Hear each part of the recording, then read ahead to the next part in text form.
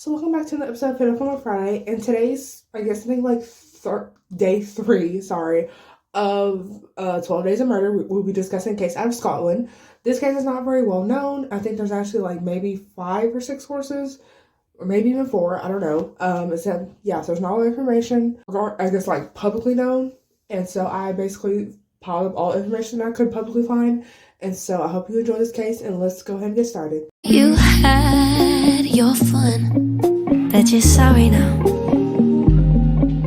You dressed me in white to just lay me down. I would've stayed till death took me out, but then you fucked up and gave me the gun. So I'll give you one more shot. So of course, because we're still technically in the like Christmas era-ish, this is of course a Christmas themed. And so of course we start with our killer. Melissa Young was born in 1977 under the name Richard McCabe in Perth, or soon to be Perth, Scotland, and not Perth, Australia, like I originally assumed. And so during his teen years, he would cross-dress. And so this would cause him to get beat up by gangs, because apparently during those times, like, I guess cross-dressing wasn't as big as it is today. And so Richard would end up transitioning from male to female in 2002. After the transition, she was smoking weed every day that didn't help, which, obviously, smoking weed doesn't really help with your paranoia. And so in 2003, she would get hired at a sex sauna with the help of a friend. She often tried to fight her coworkers due to her. She basically felt inferior to her coworkers. And so she even showed her boss like nude pictures of herself when she was still Richard, so before she transitioned. And she would even brag about alleged sexual encounters with up to 13 men at a time. And she was also said to have had a drinking problem, and actually a bottle of vodka was found in the tank of the toilet. At one point, the boss had said actually, he was going to pour it out because, apparently you're not supposed to be drinking on the job. And apparently she had actually threatened to kill him meaning her former boss, if she did. And so her coworkers would say that she stole from them to feed her habits, her drug habits and drinking habits. There was at one point her boss, who was a male and only goes under the name Sharon, where I couldn't publicly find his actual name. He apparently got a 13,000 euro facelift, and Melissa wanted 3,000 euros for a boot job. Because apparently she didn't have any, because remember, she had transitioned. Apparently that wasn't, And so the boss, Cher, had told Melissa no, and save her money instead of drinking it, and maybe like you would have enough money for a boot job. And so the same boss would discover that Melissa was bringing customers back to her place, therefore stealing them. And then police were called when a client knocked on the wrong door, and so Melissa would get evicted and fired from her job. And so then after this, she would go to jail for shoplifting for like 18 months. After her release, she continued doing prostitution and abusing drugs and alcohol, which of course, it's a dangerous combination. And so on top of this, she was using 14 prescription drugs, apparently at the same time, and breathing in solvents every day. And so in 2011, Melissa had been obsessed with the Catholic Church, sending letters to the Pope at the time and Keith O'Brien, which is a cardinal. And then she would be asked to leave after it was discovered that she was passing notes to the bus drivers to have sex for 50 euros. And so in June 2013, Melissa would lock her neighbor, Alan Williamson, in her apartment with a knife and threatening his life, resulting in him jumping out of a balcony. Well, luckily it was his first story, but still. And apparently this was over her thinking that he had her house keys, according to her, and apparently he didn't, but I guess for some reason she thought he did. So on one day in December 2013, it doesn't say the exact day, apparently, I guess like to apologize or whatever, Melissa would get Alan a gift of like unisex trainers, so like some shoes, and a 2014 magazine from like the Sun magazine. And apparently it was like an explicit type magazine. Alan was 47 at the time, so it's safe to assume he was born in like 1966, because this is 2013. And so apparently the shoes were like too small for Alan's, and so I guess he didn't like them, and so he was like, yeah, it would look better on you.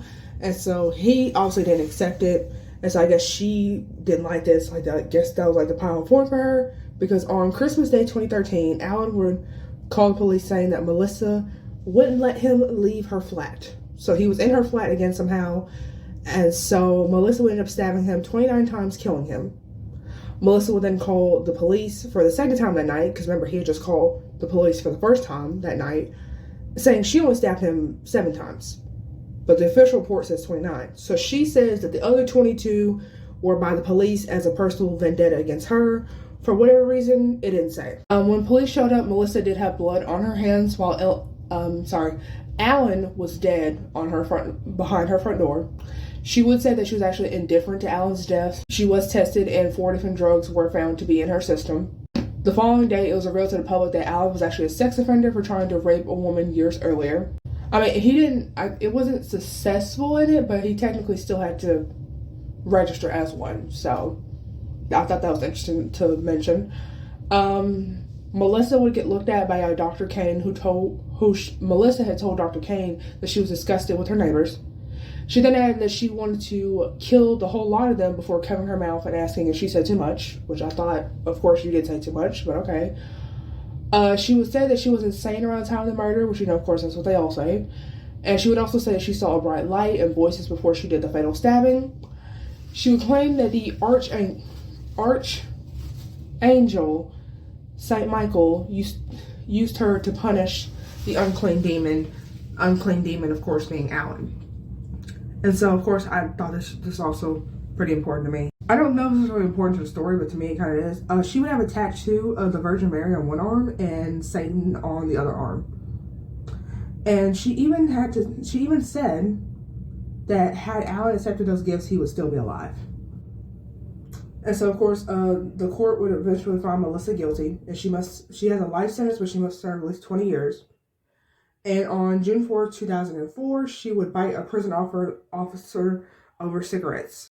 And so it was said at this time, the reason why she bit him was because apparently there was a free period where they were allowed to go buy cigarettes, because, over here in the U.S., cigarettes is considered contraband, but apparently in Scotland it's okay.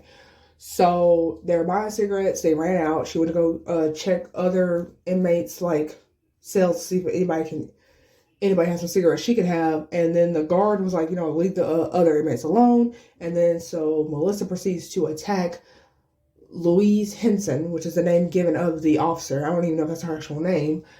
And so luckily she survives, but she does get like a couple bites. She's taken to the hospital. She's okay. And apparently there was another incident where this happened again, but I could not confirm that. So yeah, that was the case of Melissa Young and a Christmas Day murder. I guess be careful of who your neighbors are, and at least try to act grateful regarding what your Christmas gift is, even if you don't like it, because apparently it can result to the end of your life, just like it did Alan's case. So yeah, that was day 3 of 12 Days of Murder, and I'll see you with tomorrow's case. Bye.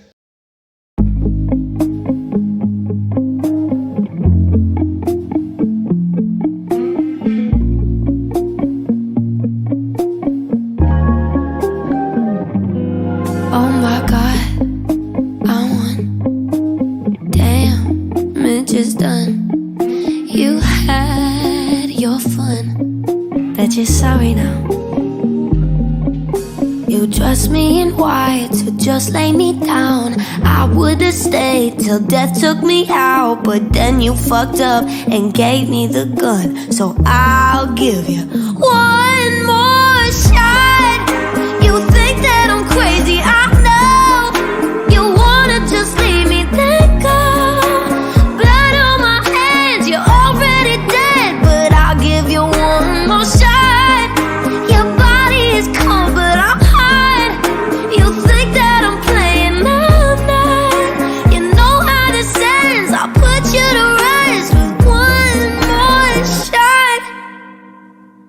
I used to hold you all through the night, till I saw the purple under your eyes. Oh, I'm not surprised. You're still doing drugs, but like to pretend that you and that girl were only just friends. I saw the whole truth, that bruise on your neck. Oh, I could just kill you, well that just depends if you're sorry.